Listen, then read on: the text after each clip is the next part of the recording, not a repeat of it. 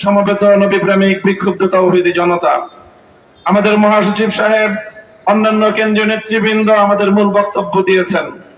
স্পষ্ট ভাষায় কয়েকটি কথা আমরা জানিয়ে দিচ্ছি। রামগিরি মহারাজ, নীতিশ নারায়ণ সহ যারা আল্লাহ নবীর বিরুদ্ধে কটূক্তি করেছে এবং তাদের সমর্থন জুগিয়েছে, তাদের বিরুদ্ধে ভারত সরকার যদি কোনো পদক্ষেপ গ্রহণ না করে, আমাদের বাংলাদেশ সরকারের প্রতি আমাদের সুস্পষ্ট দাবি থাকবে, ভারতীয় রাষ্ট্রদূতকে তলব করে তাকে স্পষ্ট প্রতিবাদ জানাতে, এরপরেও যদি কাজ না হয় প্রয়োজনে রাষ্ট্রদূতকে বহিষ্কার করতে, তারপরেও যদি কাজ না হয় প্রয়োজনে ভারতের সঙ্গে আমাদের কূটনৈতিক সম্পর্ক ছিন্ন করার আমরা আহ্বান জানাবো।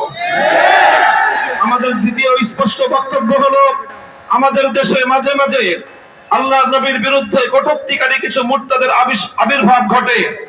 আমরা স্পষ্ট ভাষায়